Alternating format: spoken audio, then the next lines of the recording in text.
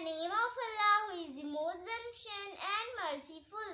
Assalamu alaikum friends, welcome you all to our channel Learn with Maria. I hope you all are doing good. Learn with Maria में हमारा आज का topic है बानी पाकिस्तान कायदे आज़म मोहम्मद अली जिन्ना के बारे में। तो चलिए स्टार्ट करते हैं। मोहम्मद अली जिन्ना 25 दिसंबर 1876 से लेकर 11 सितंबर 1948 के नामवर वकील, सियासतदान और बानी पाकिस्तान थे। मोहम्मद अली जिन्ना 1913 से लेकर पाकिस्तान की आज़ादी 14 अगस्त 1947 तक ऑल इंडिया मुस्लिम लीग के सरबराह रहे। फिर क़याम पाकिस्तान के बाद अपनी वफ़ात तक वो मुल्क के पहले गवर्नर जनरल रहे। सरकारी तौर पर पाकिस्तान में आपको कायदे आज़म यानी सबसे अजीम रहबर और बाबाए कौम यानी कौम का बाप भी कहा जाता है। जिन्नाह का पैदाइशी नाम मोहम्मद अली जिन्ना भाई था और वो गालिबन 1876 में एक किराए के मकान वज़ीर मैंशन कराची के दूसरे मंजिल में जिन्ना भाई पूंजा और उनकी बीवी मुट्ठी भाई के यहाँ पैदा हुए। जिन्ना की पैदाइश पाकिस्तान की है, लेकिन ये उस दौर में मुंबई का हिस्सा हुआ करता था। जिन्नाह का ताल्लुक एक मुतवस्सिता आमदनी वाले घराने से था। उनके वालिद एक ताजिर थे। जिन्नाह का अपने बहन भाइयों में दूसरा नंबर था। उनके 3 भाई और 3 बहनें थीं, जिनमें फ़ातिमा जिन्ना भी शामिल थीं। सिवाय फ़ातिमा जिन्ना के बाकी बहन भाइयों के बारे में मालूमात नहीं। कायदे आज़म ने मैट्रिक जामिया बम्बई के हाई स्कूल से किया।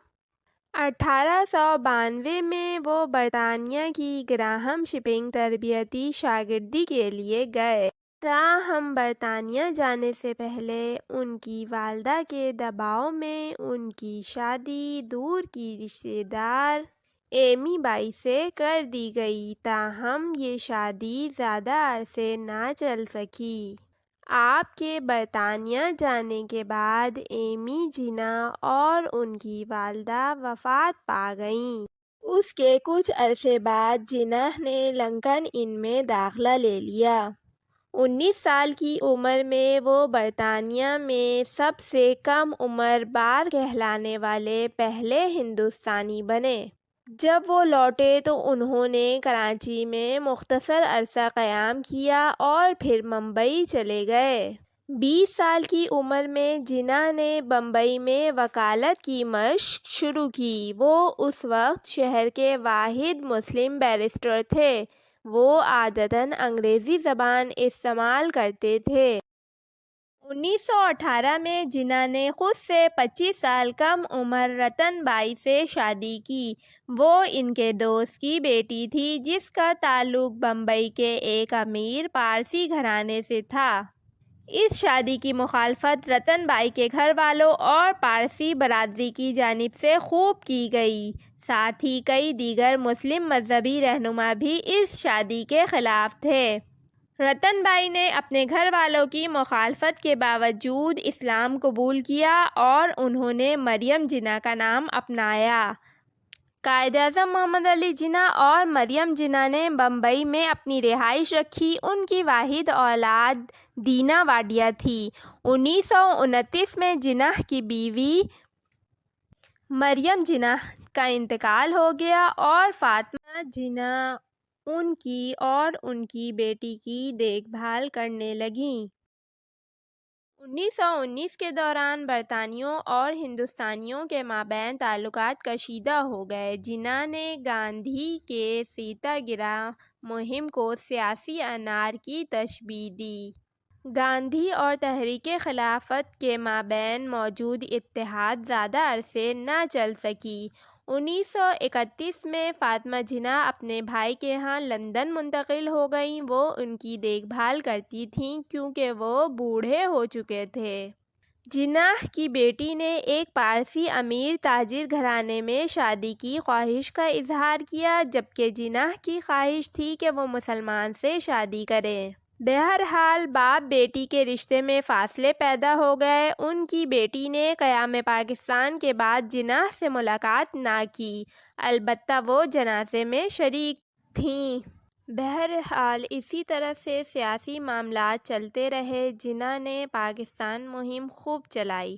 احمد آباد کے ایک جلسے سے خطاب کرتے ہوئے انہوں نے کہا کہ پاکستان ہمارے لیے زندگی اور موت کا مسئلہ ہے۔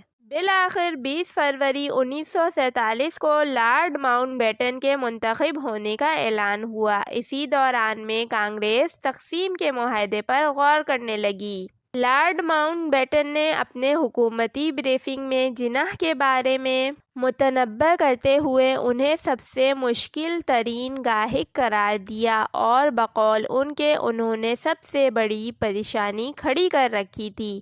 وہ جناح کے پاکستان پر کیے جانے والے اصرار پر بیزار ہو گئے تھے۔ بہرحال تمام معاملات کے بعد 7 اگست کو جناح اپنی ہمشیرہ اور خاص ملازمین دلی سے لارڈ ماؤنٹ بیٹن کے جہاز میں کراچی روانہ ہوئے۔ آخر 14 اگست کو پاکستان وجود میں آیا اور جناح نے کراچی میں خوشی منائی۔ 1930 میں جناح تپدق کا شکار ہو گئے۔ جناح کی طبیعت بہت خراب ہو گئی۔ ان کا طبی معائنہ کیا گیا۔ خرابی صحت کے باوجود وہ سیاست کے ضروری امور سرانجام دیتے رہے۔ ان کی طبیعت مزید بگڑ گئی۔ ان کو کوئٹہ کے مقام پر لایا گیا۔ 9 ستمبر کو جناح کو نمونیا نے آ گھیرا۔ ڈاکٹروں نے انہیں کراچی جانے کا مشورہ دیا۔ جب طیارے نے کراچی میں لینڈنگ کی تو فوراً جناح کو ایک ایمبولینس میں لٹایا گیا۔ لیکن یہ ایمبولینس راستے میں خراب ہو گئی۔ الغرض جناح کو سرکاری گھر میں منتقل کیا گیا۔ جناح 71 سال کی عمر میں انتقال کر گئے، جبکہ ان کے ملک کو سلطنت برطانیہ سے آزاد ہوئے محض 1 سال کا عرصہ ہوا تھا۔ جناح کی تصویر تمام پاکستانی کرنسیوں پر موجود ہے اور ان کے نام پر کئی سرکاری ادارے ہیں۔ کراچی کا پرانا ہوائی اڈہ قائد اعظم انٹرنیشنل ایئرپورٹ اب جناح عالمی ہوائی اڈہ کہلاتا ہے۔ ترکی کی سب سے بڑی شاہراہ جناح کے نام سے موسوم ہے، جبکہ تہران میں ایک سڑک کا نام محمد علی جناح ایکسپریس وے رکھا گیا۔ 1976 میں ایران کی شاہی حکومت نے جناح کی تاریخ پیدائش پر ایک یادگاری ڈاک ٹکٹ کا اجرا کیا۔ مزار قائد کراچی کا ایک مشہور عوامی مقام ہے۔